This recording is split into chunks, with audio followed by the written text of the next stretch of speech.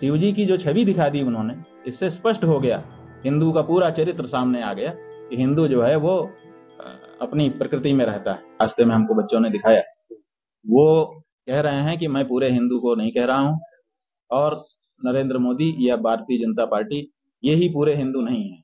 अगर मैं भारतीय जनता पार्टी के लिए कोई बात कह रहा हूं तो उसको हिंदू समाज के ऊपर नहीं थोपा जाना चाहिए। तो हम समझते हैं कि ठीक है, उन्होंने ये बात तो स्पष्ट ही कर दी कि हम पूरे हिंदू समाज के लिए नहीं कह रहे हैं।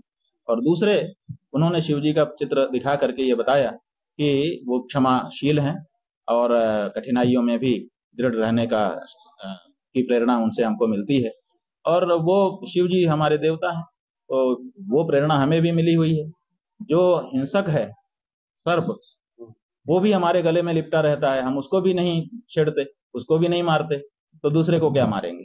तो इसलिए शिव जी की जो छवि दिखा दी उन्होंने, इससे स्पष्ट हो गया, हिंदू का पूरा चरित्र सामने आ गया कि हिंदू जो है वो अपनी प्रकृति में रहता है, वो किसी के प्रति हिंसा की भावना नहीं। लेकिन गुरु जी, हिंदू हिंसा की इस तरह के जो बयान आ रहे हैं वो पूरा वो ट्रेंड चल गया है विरोध करने का। नहीं, ट्रेंड तो चलता है, तो राजनीतिक माहौल है ना, तो राजनीतिक दल से जो लोग संबद्ध होते हैं या प्रतिपक्ष के होते हैं, वो आपस में एक दूसरे को चलाते हैं। तो जिसकी टीम बड़ी होती है उसका ज्यादा चलने लगता है, जिसकी टीम छोटी होती है उसका कम चलता है। इससे कोई लेना देना नहीं। हमारा कहना यह है कि ये राहुल गांधी हो चाहे नरेंद्र मोदी हो, माने दोनों की पार्टियां हों, दोनों जिसका नेतृत्व कर रहे हैं, असल में इसमें से कौन हिंदू हितैषी है ये निकालने की जरूरत है। और हम समझते हैं कि इनमें से अगर कोई हिंदू हितैषी होता तो गौ रक्षा की बात सबसे पहले करता। और अभी तक किसी पार्टी ने, 75 साल हो गए राज कर, सबने कर लिया, राहुल गांधी की पार्टी ने भी राज कर लिया है और नरेंद्र मोदी की पार्टी तो कर ही रही लगातार कितने सालों से, 15 साल से ज्यादा हो गए। तो ऐसी परिस्थिति में गौ हत्या आज तक नहीं रुकी है। इसका मतलब है कि अभी तक हिंदू हितों को समझने वाली, हिंदू पीड़ा को दूर करने की इच्छा रखने वाली कोई पार्टी अभी तक संसद में गई ही नहीं है। अब हम लोग सोच रहे हैं कि अब इस बारे में हम लोगों को कमर कसना होगा।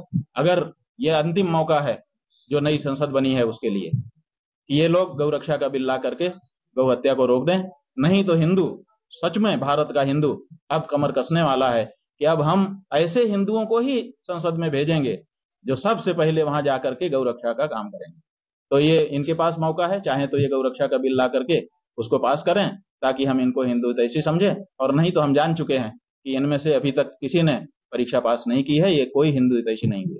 लेकिन गुरु जी, जिस तरह विरोध हो रहा है, चाहे संत समाज हो या फिर सनातनी हो, हिंदू हो, लगातार उनके बयान का विरोध हो रहा है। देखिए, आप ये देखिए कि जो विरोध करने वाले लोग हैं वो निष्पक्ष लोग हैं, वो तथ्य की बात कहने वाले लोग हैं कि पिछलग्गू हैं।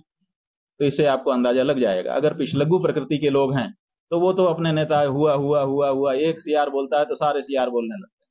और जो तथ्य की बात कहता हो, निष्पक्ष होकर के बोलता हो, अगर ऐसे कोई लोग बोल रहे हैं तो उनकी बात का ध्यान अपने को देना चाहिए। आप कैसे देखते हो उनके? हम देखते हैं कि ये सब राजनीति है, इसका कोई मतलब नहीं है। हमने ये कहा कि इनकी हिंदू हितैषी होने की परीक्षा यही है कि ये गौ रक्षा का बिल लेकर के आ जाएं। देखते हैं, राहुल गांधी लेके आए ना, हम उनको हिंदू हितैषी मानेंगे, लेकिन वो नहीं लाते हैं। और नरेंद्र मोदी तो 10 साल से बैठे हैं, ला ही नहीं पाए आज तक, तो हम किसको माने हिंदू हितैषी, बताओ। सत्संग में 23 लोग मरे। हाँ, तो जो आयोजक हैं उनके ऊपर कड़ी कार्रवाई की जानी चाहिए। आप ज्यादा भीड़ इकट्ठा कर लेते हो और भीड़ के प्रबंधन का आपको ज्ञान नहीं होता है, तो ये अक्षम्य अपराध है। उन्हीं लोगों को भीड़ इकट्ठा करने की अनुमति होनी चाहिए जो भीड़ का प्रबंधन कर सकें। अगर इस तरह की घटना घटती है तो आयोजकों के ऊपर निश्चित रूप से कड़ी कार्रवाई की जानी चाहिए। क्योंकि भीड़ आ जाती है, लगातार व्यवस्था नहीं हो पाती है, बड़ा हाथ नहीं, आपको पहले तय करना पड़ेगा कि कितने लोग आएंगे, उतने लोगों की ही आप अनुमति रखिए, बाकी मत रखिए।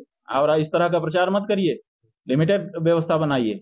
ये जो आप कर देते हैं, असंख्य लोगों को बुला लेते हैं और व्यवस्था आपके पास कुछ नहीं होती है, ऐसी 2-3-4 घटनाएं और भी पहले हो चुकी हैं। तो इन सब बारे में सतर्क रहना चाहिए। जैसे अपने 4 धाम हमारे उत्तराखंड के, उनमें लोग ज्यादा आने लग गए, ये हुआ कि रजिस्ट्रेशन होगा, फिर रजिस्ट्रेशन भी फेल होने लगा। तो हम लोगों को, सरकार को कहना पड़ा कि भाई इस बारे में आप नीति बनाइए। अभी हमने जो यात्रा की है उसका एक उद्देश्य ये भी है कि अभी हम उत्तराखंड में लोगों को आकर्षित कर रहे हैं। लोग हिमालय में आना चाहते हैं, लेकिन 4 ही डेस्टिनेशन का हमने बड़ा प्रचार कर दिया है कि 4 जगह पे जाएंगे, तो 4 धाम में ही सारी भीड़ इकट्ठा हो जा रही है।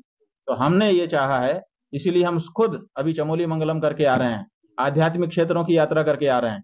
4 धाम के अतिरिक्त भी हमारे उत्तराखंड में ऐसे ऐसे दिव्य स्थान हैं, सिद्ध स्थान हैं, जहां जाने से आध्यात्मिक ऊर्जा भरपूर आपको प्राप्त हो सकती है। तो हम आने वाले दिनों में चाहेंगे कि ऐसे स्थानों को चिन्हित करके इनका कॉरिडोर बनाया जाए और लोगों को जो आ रहे हैं उनका स्वागत, लेकिन सब ऐसे फैल जाए पूरे उत्तराखंड में, तो भीड़ का प्रबंधन अच्छा हो जाएगा और किसी को निराशा भी नहीं होगी।